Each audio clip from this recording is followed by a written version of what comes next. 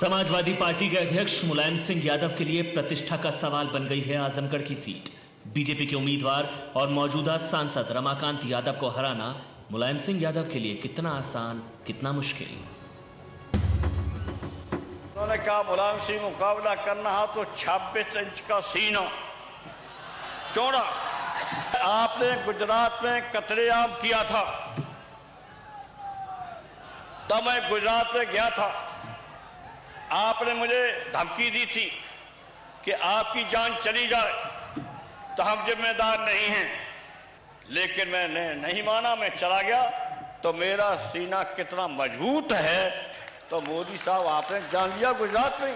चुनाव लड़े, लेकिन निश्चित रूप से आएंगे तो जो हमारे पिछड़े समाज, दलित समाज का हक मारे हैं, अधिकार छीने हैं, उसका जवाब यहाँ का दलित समाज, पिछड़ा समाज जवाब देने का काम करेगा। 9, 8, 7, 6, 5, 4, 3, 2, 1। मुलायम सिंह यादव की जीत खतरे में है।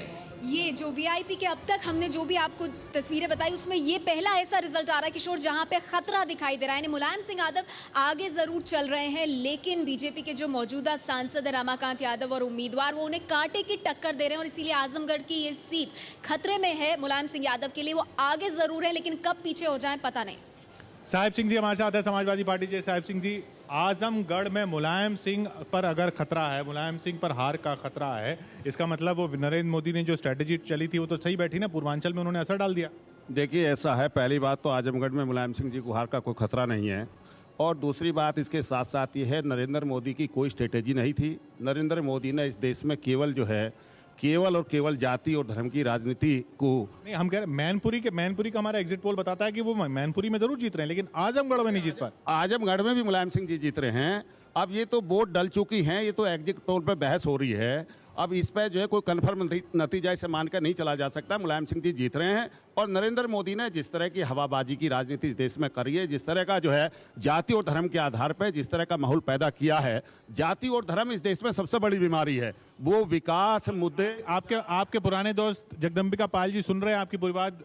पाल साहब, साहिब सिंह जी कह रहे हैं कि नहीं, पूर्वांचल में असर नहीं है, मानने को तैयार नहीं है एग्जिट पोल आजमगढ़ का। देखिए जगदम्बिका पाल जी तो जो है, देखिए आजमगढ़ जितना, अरे मेरी बात सुन लीजिए, मुझसे सवाल पूछा है। आजमगढ़ की सीट इनके लिए उतनी ही स्ट्रांग थी जितना इटावा मैनपुरी की होगी या चौधरी चरण सिंह का बागपत होगा।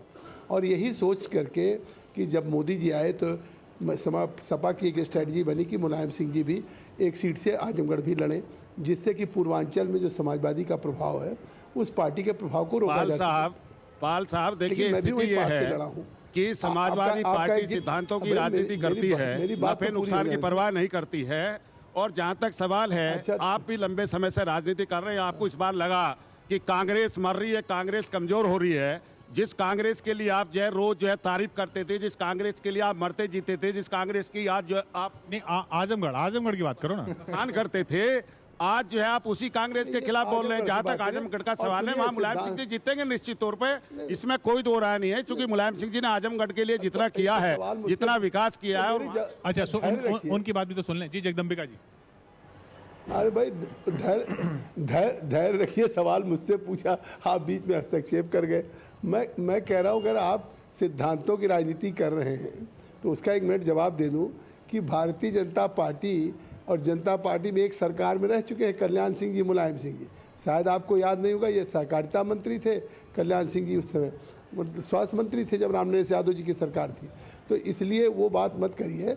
और जहाँ तक बात आजमगढ़ की है, एग्जिट पोल जो आपका है, आजमगढ़ में शुरू से जो मुलायम सिंह जी आए वहाँ पे एक खतरा बना हुआ है। बिल्कुल आप ठीक करें, मैनपुरी निश्चित तौर से वो जीतेंगे, लेकिन आजमगढ़ में भी नहीं कहा जा सकता है कि मुलायम सिंह जी जीतेंगे या रमाकांत जी जीतेंगे। बहुत कांटे की टक्कर है, और मैं समझता हूं कि आप इसको एक खतरा दिखा रहे हैं। चलिए पूर्व से फिर पश्चिम की तरफ चलते हैं। पश्चिम यूपी, आजमगढ़ में समाजवादी पार्टी, जयंत चौधरी की सीट पर भी सबकी नजर है।